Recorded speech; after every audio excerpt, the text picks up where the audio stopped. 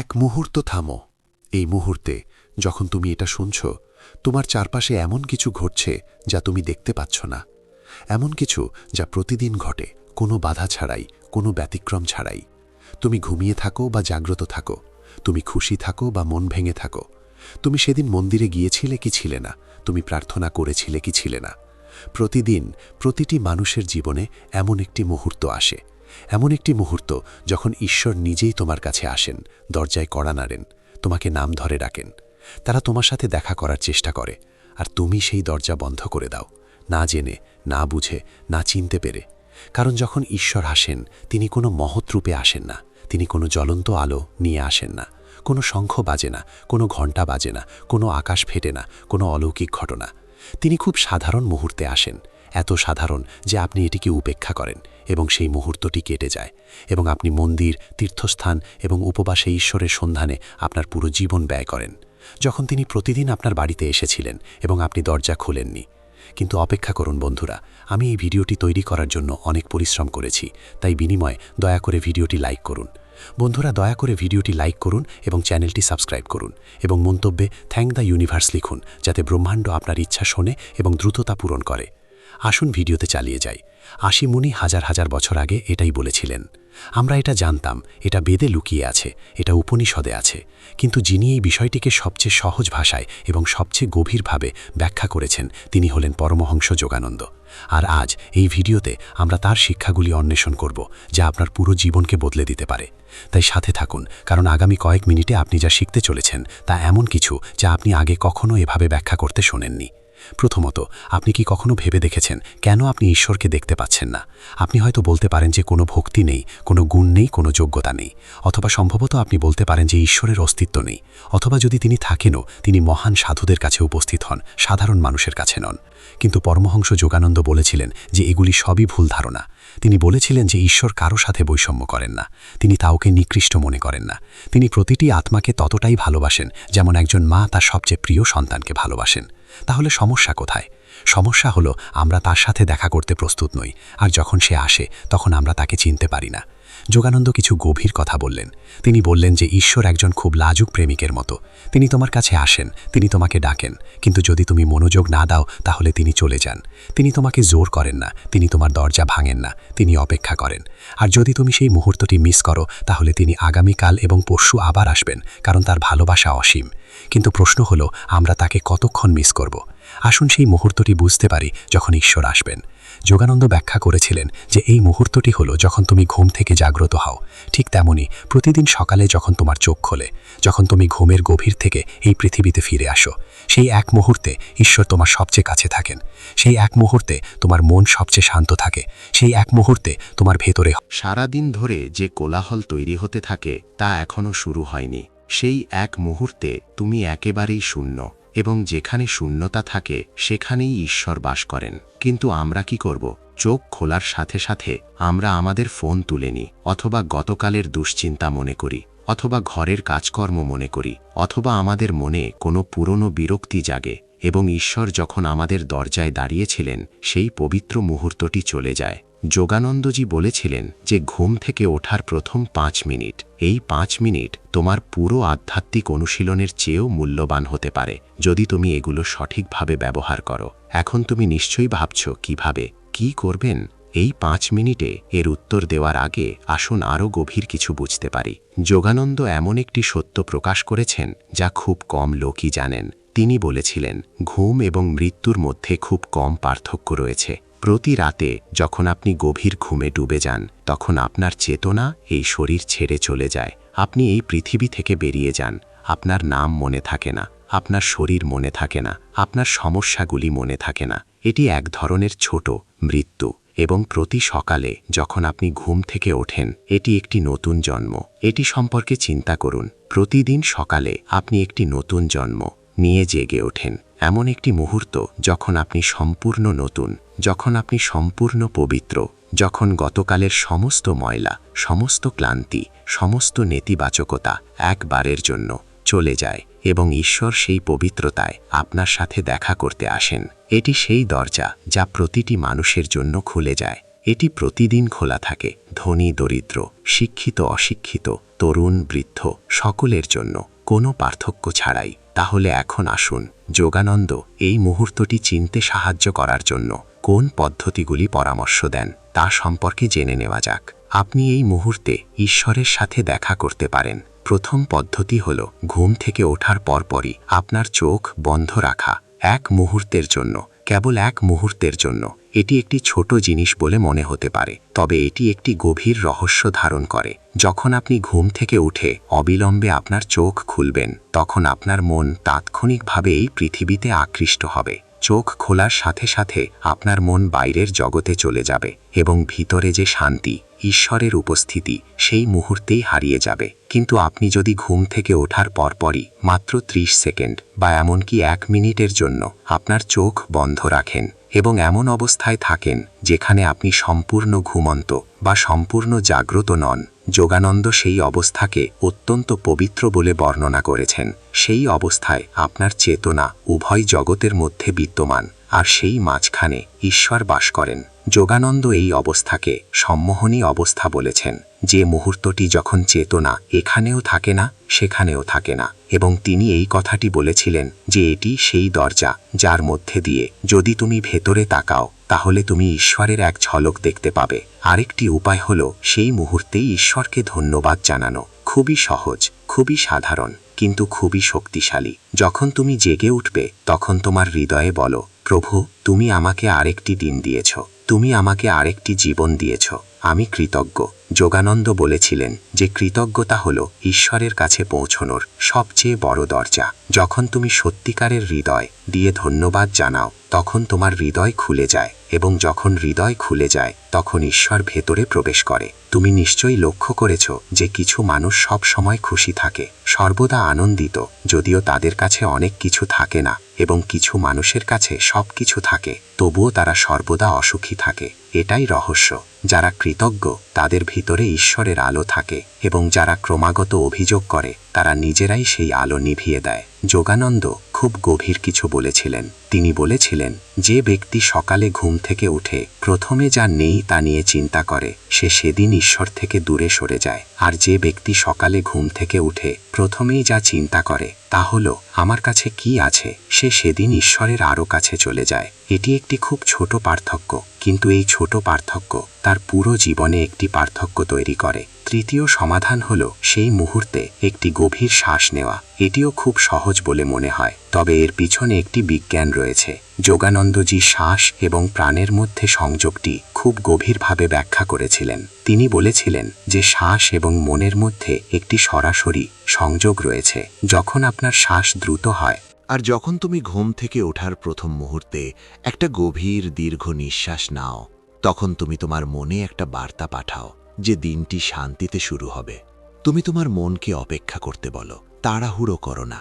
প্রথমে এক মুহূর্ত থেমে যাও, আর সেই বিরতির মধ্যে তুমি ঈশ্বরকে খুঁজে পাবে। আমাদের শাস্ত্রে প্রাণায়াম নামে একটি কথা আছে। অনেকে এটাকে কেবল একটি যোগাব্যায়াম অনুশীলন বলে মনে করে, কিন্তু এর আসল অর্থ হল জীবনী শক্তির প্রসারণ, তোমার জীবনী শক্তির প্রসারণ। এবং এই প্রসারণ শুরু হয় ঘুম থেকে ওঠার পর তুমি যে প্রথম গভীর নিঃশ্বাস গ্রহণ করো। চতুর্থ পদ্ধতি হল তোমার মনে কোনো চিন্তা আসার আগেই ঈশ্বরের নাম নেওয়া। যোগানন্দ বলেছিলেন যে নামের মধ্যে বিরাট শক্তি রয়েছে। ঈশ্বরের নাম রাম, ওম, কৃষ্ণ, শিব যাই হোক না কেন, সকালে ঘুম থেকে ওঠার সাথে সাথে সেই নামটি মনে মনে পুনরাবৃত্তি করো। এর পিছনে একটি গভীর সত্য রয়েছে। সকালে ঘুম থেকে ওঠার পর তোমার মন একটি ফাঁকা কাগজের মতো। তুমি যে প্রথম শব্দটি লিখবে তা সারা দিন তোমার সাথে থাকে। যদি প্রথম চিন্তা উদ্বেগের হয় তাহলে দিনটি উদ্বেগে ভরা থাকবে। যদি প্রথম চিন্তা রাগের হয় তাহলে দিনটি রাগে ভরা থাকবে। কিন্তু যদি প্রথম চিন্তা ঈশ্বরের নাম হয় তাহলে সেই নামটি সারা দিন আপনার সাথে থাকবে। এটি আপনাকে সারা দিন রক্ষা করবে, এটি আপনাকে সারা দিন শক্তি দেবে। পুরাণে একটি গল্প আছে। একজন ঋষি ছিলেন যিনি প্রতিদিন সকালে প্রথমে নাম নারায়ণ জপ করতেন। একদিন তার শিষ্য জিজ্ঞাসা করলেন, গুরুদেব, এই নাম জপ এত গুরুত্বপূর্ণ কেন? তুমি ইতিমধ্যেই জ্ঞানী, তোমার কি দরকার? শিব হেসে বললেন, পুত্র, সকালে যখন তুমি প্রদীপ জ্বালাও তখন কি অন্ধকার জিজ্ঞাসা করে আমার এই প্রদীপের দরকার কেন? অন্ধকার দুর্বল বলে প্রদীপের প্রয়োজন হয় না, বরং প্রদীপ তার স্বভাবকে বদলে দেয়। একইভাবে ঈশ্বরের নাম মনের অন্ধকার দূর করে না, এটি মনের স্বভাবকেই বদলে দেয়। এই কথা শুনে শিষ্য বুঝতে পেরেছিলেন এবং এখন আপনিও বুঝতে পারবেন। পঞ্চম পদ্ধতি হল সেই মুহূর্তে আপনার হৃদয়ে ঈশ্বরের উপস্থিতি অনুভব করার চেষ্টা করা। এটি সবচেয়ে গভীর পদ্ধতি এবং সবচেয়ে কঠিনও। যোগানন্দ বলেছিলেন, ঈশ্বর বাইরে নন, তিনি কোনো মন্দিরে নন, তিনি কোনো তীর্থস্থানে নন, তিনি কোনো বিশেষ স্থানে নন, তিনি আপনার মধ্যেই আছেন, আপনার হৃদয়ে, আপনার আত্মায়। তিনি সর্বদা সেখানে ছিলেন এবং সর্বদা সেখানে থাকবেন। তাই যখন আপনি সকালে ঘুম থেকে উঠবেন, বাইরে তাকাবেন না, ভিতরে তাকান। আপনার হৃদয়ে এমন একটি স্থান আছে যাকে শাস্ত্র হৃদয় গুহা বলে। এমন একটি স্থান যেখানে কোনো চিন্তা পৌঁছায় না, কোনো শব্দ পৌঁছায় না। এমন একটি স্থান যা সর্বদা শান্ত থাকে এবং সেখানেই ঈশ্বর থাকেন। সকালে ঘুম থেকে ওঠার পর সেই স্থানে আপনার মনোযোগ আকর্ষণ করুন। তোমার হৃদয়ের গভীরে তোমার চেতনাকে ধারণ করো এবং কয়েক মুহূর্তের জন্য সেখানে থাকো। তুমি হয়তো প্রথমবার কিছু অনুভব করবে না, দ্বিতীয়বারও তা অনুভব করবে না, কিন্তু যোগানন্দ বলেছিলেন যে অনুশীলনের মাধ্যমে এটা সম্ভব। এবং যেদিন তুমি তোমার হৃদয়ের সেই গুহায় সেই শান্তি প্রথম অনুভব করবে, তুমি জানতে পারবে ঈশ্বর কি। এখন যোগানন্দ আরও একটি অত্যন্ত গভীর কথা বলেছেন যে ঈশ্বরের সাথে দেখা কেবল সকালে সেই এক মুহূর্তেই ঘটে না, তিনি সারাদিন বিভিন্ন রূপে আসেন এবং আমরা প্রতিবারই তার অভাব অনুভব করি। তিনি একটি শিশুর নিষ্পাপ হাসিতে আসেন। যখন একটি ছোট শিশু তোমার দিকে তাকিয়ে হাসে, সেই এক মুহূর্তে ঈশ্বর তোমার সাথে দেখা করতে আসেন, কারণ শিশুর চোখে এখনও সেই নির্দোষতা, ঈশ্বরের সেই পবিত্রতা থাকে। কিন্তু আমরা সেই মুহূর্তটি দেখি এবং এগিয়ে যাই। তিনি একজন বৃদ্ধের চোখে আসেন। যখন একজন বৃদ্ধ তোমার দিকে তাকায়, তার চোখে একটি সম্পূর্ণ জীবন থাকে, একটি সম্পূর্ণ যাত্রা থাকে, এবং সেই যাত্রার শেষে ক্লান্তি আমাদের ঈশ্বরের কথা মনে করিয়ে দেয় যে একদিন এই শরীরও ক্লান্ত হয়ে যাবে এবং যা অবশিষ্ট থাকে তা হলো ঈশ্বর। কিন্তু আমরা সেই বৃদ্ধ মুখের দিকে তাকাই এবং চোখ ফিরিয়ে নিই। তিনি প্রকৃতিতে আসেন। যখন ভোরের প্রথম সূর্য ওঠে, যখন গাছের পাতায় শিশির বিন্দু থাকে, যখন পাখিরা গান গায়, যখন বাতাস বইতে থাকে, তখন ঈশ্বর তাদের সকলের মধ্যেই থাকেন। কিন্তু আমরা তাকে দেখতে পাই না, আমরা তাদের সকলের পাশ দিয়ে চলে যাই অনুভূতি ছাড়াই। তিনি কারো প্রেমে অন্ধভাবে আসেন। যখন কেউ আপনাকে তাদের সমস্ত হৃদয় দিয়ে ভালোবাসে, যখন কেউ আপনার যত্ন নেয়, তখন ঈশ্বর সেই প্রেমে থাকেন। কারণ ভালোবাসা ঈশ্বরের এক রূপ, কিন্তু আমরা সেই ভালোবাসা নিয়েই চলে যাই, ফেরত দেই না। আর যে ভালোবাসা প্রবাহিত হয় না তা শুকিয়ে যায়। তিনি নীরবে আসেন, যখন সবকিছু শান্ত থাকে, যখন রাত স্থির থাকে, যখন কোনো শব্দ থাকে না, তখন সেই নীরবতায় ঈশ্বরের কণ্ঠস্বর সবচেয়ে স্পষ্ট। কিন্তু আমরা নীরবতাকে ভয় পাই। আমরা নীরবে গান বাজাই, টিভি চালু করি অথবা ফোন ধরি, কারণ নীরবে এমন প্রশ্ন আসে যার উত্তর আমরা জানি না। কিন্তু অপেক্ষা করো বন্ধুরা, আমি তোমাদের জন্য এই ভিডিও তৈরি করার জন্য অনেক পরিশ্রম করেছি। তাই বিনিময়ে এই কঠোর পরিশ্রমের ফল অর্থাৎ ভিডিওটি লাইক করো। বন্ধুরা, ভিডিওটি লাইক করো এবং চ্যানেলটি সাবস্ক্রাইব করো এবং মন্তব্যে থ্যাংক দ্য ইউনিভার্স লিখো, যাতে মহাবিশ্ব তোমাদের ইচ্ছা শোনে এবং দ্রুত তা পূরণ করে। চলুন ভিডিওটি চালিয়ে যাই। যোগানন্দজি বলেছিলেন যে নীরবতাকে ভয় করে সে ঈশ্বরকে ভয় করে, কারণ ঈশ্বর নীরবতার মধ্যে থাকেন, এবং যে নীরবতার সাথে বন্ধুত্ব করে সে ঈশ্বরের সাথে বন্ধুত্ব করে। এখন আমি একটি অত্যন্ত গুরুত্বপূর্ণ প্রশ্নের উত্তর দিচ্ছি। অনেকেই জিজ্ঞাসা করেন, যদি ঈশ্বর প্রতিদিন আমাদের সাথে দেখা করতে আসেন, তাহলে আমরা কেন তার সাথে দেখা করতে পারি না? আমরা কি এত খারাপ? আমরা কি এত পাপী? ঈশ্বর কি আমাদের উপর রাগ করেন? এর উত্তর খুবই সুন্দর। যোগানন্দজি বলেছিলেন, ঈশ্বর কখনো রাগ করেন না, তিনি কখনো কাউকে পাপী মনে করেন না।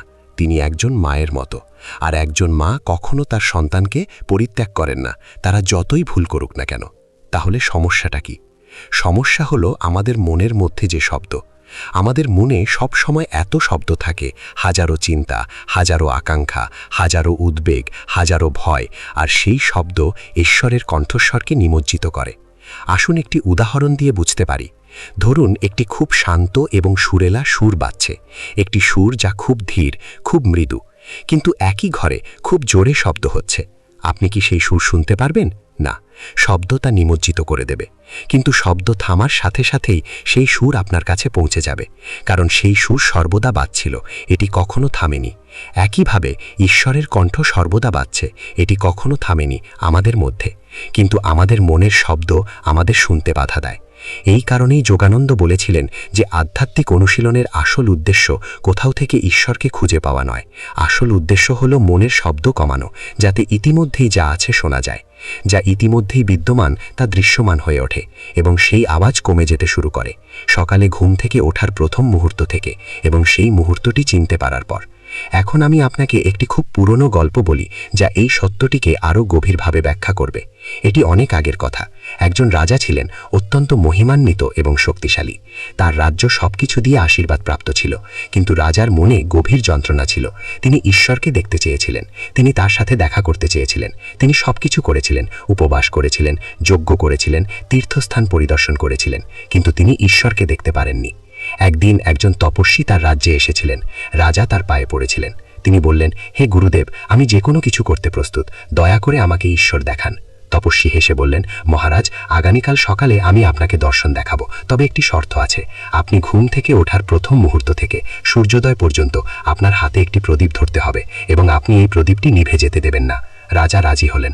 পরের দিন সকালে ভোরের ঠিক আগে আনাসি রাজার হাতে একটি ছোট প্রদীপ ধরলেন। রাজা জেগে উঠলেন। প্রদীপটি তার হাতে ছিল এবং রাতের অন্ধকার এখনও রয়ে গেছে। রাজা প্রদীপটি নিভে যাওয়া থেকে বাঁচানোর চেষ্টা করলেন। একটি বাতাস এসে তার হাত দিয়ে এটি থামিয়ে দিল। একজন ভৃত্য পাশ দিয়ে গেল, সে এটিকে রক্ষা করল। কিছুক্ষণ পরে তার ছেলেরা এসেছিল, তারা এটিকে রক্ষা করেছিল। তার রানী এসেছিলেন, তিনি এটিকে রক্ষা করেছিলেন। এইভাবে সূর্য উদিত হলো। আরাশি এসে বললেন, রাজা, প্রদীপটি নিভে গেছে। রাজা বললেন, না গুরুদেব, আমি এটিকে নিভতে দেইনি। আরাশি বললেন, তাহলে বলুন, এই পুরো সময় ধরে আপনি কি ভেবেছিলেন? রাজা ভেবে বললেন, গুরুদেব, আমি কেবল প্রদীপ সম্পর্কে ভেবেছিলাম, আর কিছু নয়। আরাশি বললেন, আমি উত্তরে এটাই শুনতে চেয়েছিলাম। রাজা, যখন আপনি প্রদীপটি সংরক্ষণ করছিলেন তখন আপনার মনে কোনো উদ্বেগ ছিল না, কোনো ইচ্ছা ছিল না, কোনো ভয় ছিল না, কেবল একটি ধ্যান ছিল, একটি একাগ্রতা ছিল। ঠিক সেই জিনিস। তোমার একাগ্রতার মধ্যে ঈশ্বর ছিলেন, কিন্তু তুমি তাকে খুঁজোনি, সেই কারণেই তুমি তাকে চিনতে পারোনি। রাজা বুঝতে পারলেন। আরশো বলতে লাগলেন, আগামীকাল আবার একই কাজ করো, কিন্তু এবার প্রদীপ জ্বালানোর পরিবর্তে ঈশ্বরের নাম তোমার মনে রাখো এবং তা নিভে যেতে দিও না। বলা হয় যে সেই দিন থেকে রাজা ঈশ্বরকে দেখতে শুরু করেছিলেন। এই গল্পটি কেবল একটি গল্প নয়, এতে একটি গভীর সত্য রয়েছে।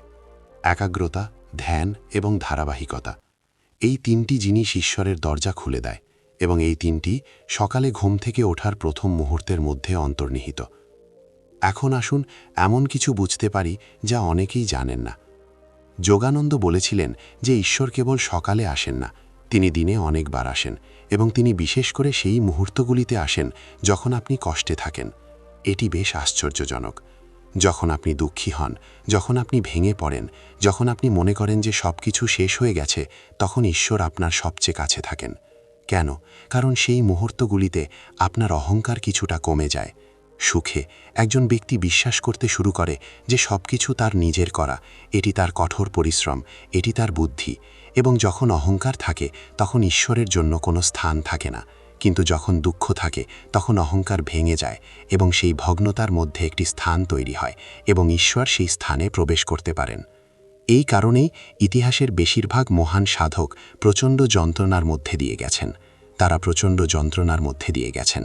দুঃখ তাদেরকে ঈশ্বরের কাছাকাছি এনেছে। তাই যখনই তুমি দুঃখ পাও, যখনই তুমি যন্ত্রণায় থাকো, আতঙ্কিত হও না, বরং নিজের ভেতরে তাকাও, কারণ ঈশ্বর সেই মুহূর্তে আছেন। তিনি তোমাকে সমর্থন করতে এসেছেন, তিনি তোমার সাথে দেখা করতে এসেছেন, তোমাকে কেবল তাকে চিনতে হবে। যোগানন্দ আরেকটি গভীর শিক্ষা দিয়েছেন। তিনি বলেছিলেন যে ঈশ্বরের সাথে দেখা করার জন্য কোনো বিশেষ স্থান প্রয়োজন হয় না, কোনো বিশেষ সময়ের প্রয়োজন হয় না, কোনো বিশেষ যোগ্যতা প্রয়োজন হয় না। যা প্রয়োজন তা হলো প্রকৃত আকাঙ্ক্ষা। তিনি বলেছিলেন যে যদি তুমি সত্যিই ঈশ্বরকে কামনা করো, যদি তোমার ভেতরে সত্যিকারের আকাঙ্ক্ষা থাকে, তাহলে ঈশ্বর আসবেন। তিনি অবশ্যই আসবেন, কারণ তিনি তোমাকে ততটাই ভালোবাসেন যতটা তুমি তাকে ভালোবাসো, অথবা তার চেয়েও বেশি।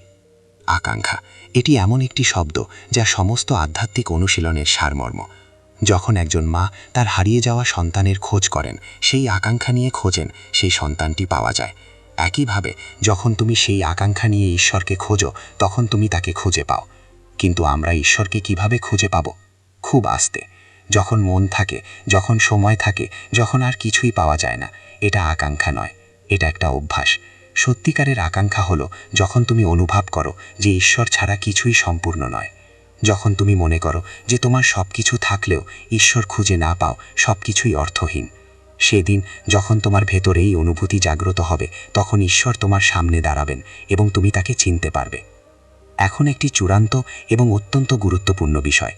অনেকেই মনে করে যে এই সব খুব ভালো, এগুলো খুবই উচ্চমানের জিনিস, কিন্তু আমরা সাধারণ মানুষ, আমরা সাধু নই, আমরা যোগী নই, আমরা ঈশ্বরকে কিভাবে দেখব? আজ থেকে তোমার মন থেকে এই চিন্তাভাবনা দূর করো। যোগানন্দ বলেছিলেন যে ঈশ্বরকে দেখা কারো জন্য সংরক্ষিত নয়, এটা কারো বিশেষ অধিকার নয়। সাধুরা সাধু হন না কারণ তারা একটি বিশেষ পরিবারে জন্মগ্রহণ করেছেন বা কোনো বিশেষ শক্তির অধিকারী। সাধুরা সাধু হন না কারণ তারা ঈশ্বরকে খুঁজে পেতে দৃঢ়প্রতিজ্ঞ, এবং যে কেউ এতে মন দেয় সে তাকে খুঁজে পায়। এটি ঈশ্বরের প্রতিশ্রুতি। এই সমগ্র সৃষ্টির সবচেয়ে বড় রহস্য হল ঈশ্বর সর্বত্র আছেন, তিনি প্রতিটি মুহূর্তে আছেন, তিনি সকলের সাথে আছেন এবং তিনি প্রতিদিন আমাদের সাথে দেখা করতে আসেন। প্রত্যেককে কেবল তাকে চিনতে হবে, কোনো পার্থক্য ছাড়াই। ঘুম থেকে ওঠার প্রথম মুহূর্তে, ঘুমের পর যে শান্তি আসে, আরেকটি দিন কাটানোর সময় যে কৃতজ্ঞতা আসে, প্রথমবারের মতো যে নিঃশ্বাস তুমি গ্রহণ করো, সেই নাম যা প্রথমে মনে আসে, সেই হৃদয় যেখানে তিনি সর্বদা আছেন। আজই একটি ছোট প্রতিশ্রুতি দাও। আগামীকাল সকালে ঘুম থেকে উঠলে এক মুহূর্ত থেমে যাও, গভীর নিঃশ্বাস নাও, চোখ বন্ধ করে নিজেকে বলো, প্রভু তুমি এসেছ, আমি তোমাকে স্বাগত জানাই। এটাই যথেষ্ট। এই এক পদক্ষেপ, এই এক মুহূর্ত, এই এক প্রচেষ্টা, এবং ধীরে ধীরে দিনের পর দিন এই মুহূর্তটি আরও গভীর হবে। এবং একদিন আসবে যখন তুমি জেগে উঠবে এবং তুমি সেই শান্তি, সেই আলো অনুভব করবে। সেই উপস্থিতি আর সেই দিন তুমি জানবে যে ঈশ্বর প্রতিদিনই আসতেন। তুমি তাকে চিনতে পারোনি, কিন্তু এখন তুমি তাকে চিনুন, আর হাজার হাজার বছর ধরে অপেক্ষা করা সেই সাক্ষাৎ সেই দিন পূর্ণরূপে বাস্তবায়িত হবে। যদি আপনার এই তথ্যটি পছন্দ হয়, তাহলে এই ভিডিওটি তাদের সাথে শেয়ার করুন যারা ঈশ্বরের সন্ধান করছেন, যারা তাদের জীবনে শান্তি চান, যারা ঈশ্বর কোথায় এই প্রশ্নের উত্তর খুঁজছেন। তাদের বলুন যে ঈশ্বর খুব বেশি দূরে নন, তিনি প্রতিদিন আসেন, আপনাকে কেবল তাকে চিনতে হবে। চ্যানেলটি সাবস্ক্রাইব করুন, বেল টিপুন, এবং পরবর্তী ভিডিওতে দেখা হবে। রাধে রাধে। জয় শ্রীকৃষ্ণ। ওম।